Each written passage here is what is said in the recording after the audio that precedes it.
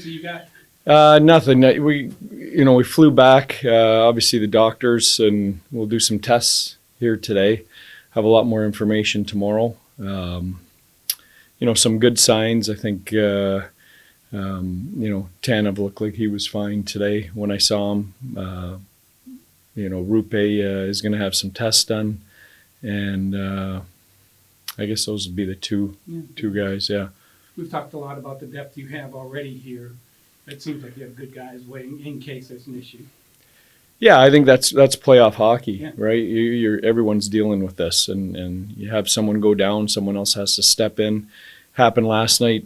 Rupe left the game. We had a short bench. Craig Smith left for a little while with a knee, came back. So we played with a short bench for portions of that game, and the guys got the job done. It's just that time of year where you have to rely on all kinds of people and your depth and the next man up. And then going to Game 5 at home with the chance to close out the series. Yeah, well, just exciting. I mean, again, probably like the Vegas, when we left for Vegas, I don't think anyone thought we would be coming back in this position, just like in that. But, I think what you've learned about this group is, don't underestimate them. I think they've gone into two really tough environments and buildings, in Vegas in the first round and in Colorado with the best home record in the league, and taking care of business. So, I'm just really proud of the group. Is there anything about maybe a Game 7 mentality you take into tomorrow night?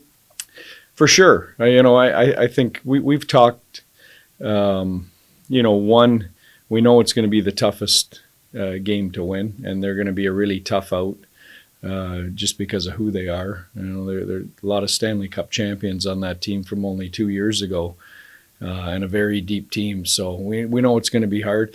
At the same time, you only get so many of these elimination game opportunities, and you want to take advantage of them. And, as you move forward through the playoffs, rest is critical. So, if you can eliminate a team in 5 instead of going 6 or 7, that makes a big difference.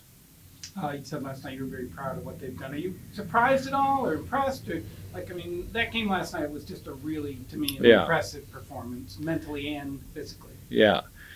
Yeah, you know what? I think I'm not surprised anymore. I think we started, this journey started 6 or 7 months ago, and we built our game, and really from February on, I think our group's been dialed in and playing really good hockey. And so, we've done it all year, so it shouldn't surprise me. Anything special today to mark Wyatt's birthday? No, you know what? They announced it on the plane. He's finally 21, so maybe he'll stop for a beer on the way home somewhere. I hope he does. He's been waiting a while for this. I mean, we plopped a 19-year-old into a man's league and a man's environment. Thankfully, he had great mentorship, with Joe Pavelski and our leadership. But I know he's been waiting to officially become one of the legal club here, where he can actually hang out with the guys legally. You made a comment though last night. He said that maybe he'll have a little bit of man strength with that extra day. Yeah. He's never looked like a boy playing. No, he never has, and that's been the amazing part. He rarely is off his feet. He wins a lot of battles, a lot stronger than he looks. He wouldn't be surviving or putting up the numbers he's put up if he hadn't. And it's actually a scary thought to think that, he's still a young guy, and, he's probably going to play 10 or 15 pounds heavier, and he might even be getting another inch bigger. That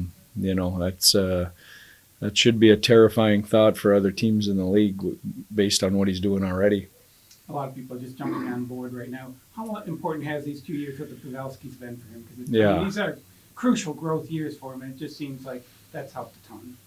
Yeah, I think that's going to be something that he's going to look back at the end of a fantastic career and really appreciate, both the mentorship, but also the ability to get off a plane and go home and have a home-cooked meal and have family around. And, I know Joe's son, Nate, and him have become really close. So I just think for all kinds of reasons, I think it's been a real special relationship. Logan, we talk about guys that are stronger, maybe stronger than they look. Yeah. Logan, I mean, he's taking a beating, but he just keeps coming back. Yeah. Talk about what you've seen in him in this series. Yeah, fearless. You know, I think he kind of put a stamp on the series in Game 3 with the 2 goals, and then you could see last game, Game 4, they really took some physical runs at him to try and push him out of the series. And not only did he, you know, take the physical contact, but he gave a lot back himself. He got up and went right back at him, and it was a great sign. You know, that's what this league does. They try and push people out of the game physically if they can, or if they smell weakness. And I thought he's answered all those challenges head on, and not only handled them, but given it back himself. Thank you. Thank you.